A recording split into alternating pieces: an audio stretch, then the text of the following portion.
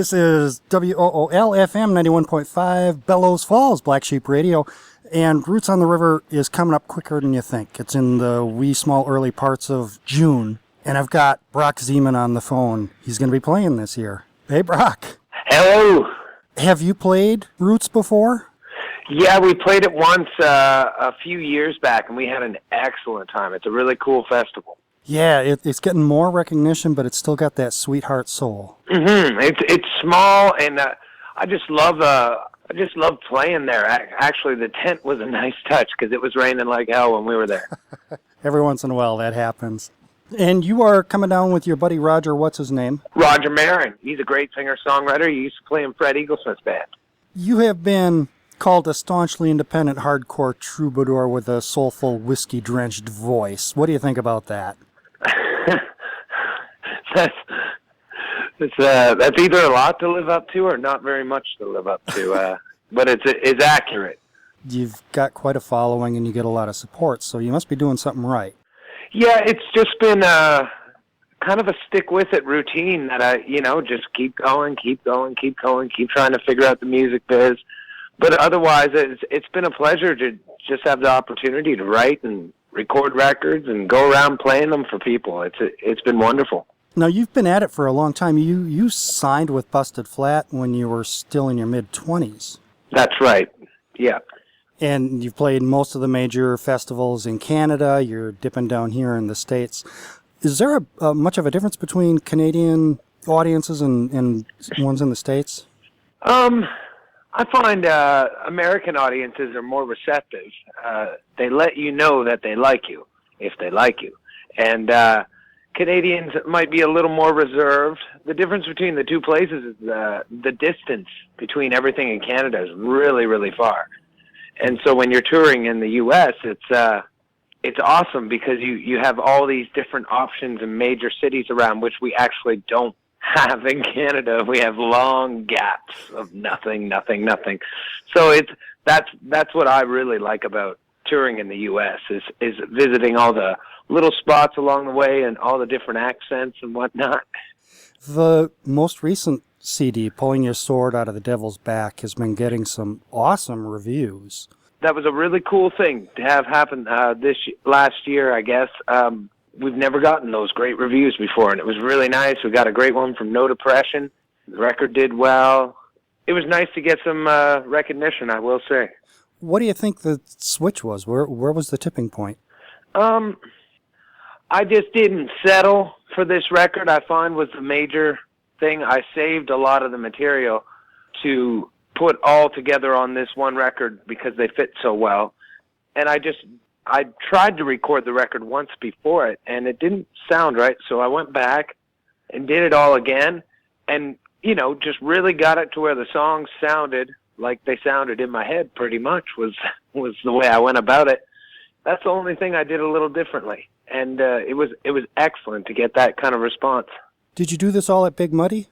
Yeah, it's my little studio out here. I love doing stuff at my studio because there's no clock. You can go till whenever you want. You can make as much noise as you want, and you can record in your house coat. And take the time to get it right. That's right. Because I found I was holding back a lot when I was recording in other studios, just because you wouldn't go for that out there thing that you want to try because it's there's some embarrassing stuff of me that's been recorded, and when I do it at my place, I can just erase it and no one needs to know about it. On your website, I think for all 11 albums, there are sample tracks that people can check into. It was really interesting to listen to your evolution in just the way you write and the way you sound. Yeah, it's weird that you can do that with me now. Like over the course of all those years, it's neat, and I like the direction it's headed in. Where are you going to take it? What do you mean, the direction? The record's being more produced, taking more time with my songs, just trying to go the extra length on these records. Whereas before I was just trying to kind of knock out whatever I could, write a song, put it down, write a song, put it down. Since then, I've changed it to, really, really, really get into the songwriting process and censor myself and make sure I'm only putting out the best stuff and really work at it. But you're not denying your rocker self either. Oh, no, God, no. I have a whole other music catalog of a whole bunch of punk bands I was in during high school. That's pretty rockin' and equally as horrifying. You should pull out a couple of those during the set. Oh, I don't know. I don't think I'll be invited back to the United States of America ever again. I was noticing on the song Rotten Tooth, some of your vocals sounded really out of Captain Beefheart kind of place, which I thought was great. Well, like I said before, like my first musical experience was screaming in a punk band, and I did that for probably 5 years before I even thought about doing anything else. And then, so that's kind of my natural, that's kind of natural, my go-to, if you will. But it's kind of interesting because I was screaming so much when I was younger that my voice sounds a little different now, but I actually have more range than I ever have. So it's been good. I'm getting lucky. And your songwriting has evolved. You're a good storyteller in your songs. I've always stuck with storytelling. I really like storytelling. I like old guys like Tom T. Hall. I can listen to anybody's story, and I appreciate it. I'm trying as well to get out of the chronic country kind of tunes where it's, the drinking over and over again and blah, blah, blah, blah, blah. Those kind of things. I like having a different range of subject matter. What do you think about the label Americana? I don't really. Good. That's been called so many things since I started listening to whatever type of music that is anyways. It's insurgent country and alt country and Americana. I heard someone say Canadiana once, and I was like, whoa, that sounds funny. I like Roots. Roots stands for all those. That seems to be my favorite one that I hear. The Canadiana, I don't know if that could grow on me at all. What can people expect when they come out to see you under the big tent?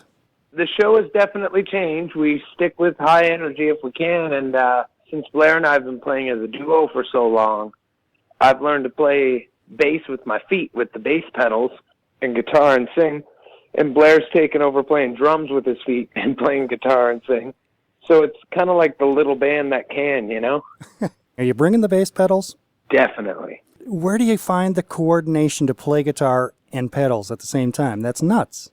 Well, organ players have been doing that exact same thing for years, and I saw a video of an organ player's foot playing the bass pedals as he was playing, both keyboards, and I went, I wonder if I can do that. And so I just got the gear to do it. It was hard to start, but everything is. Now it's just an extension of what I do.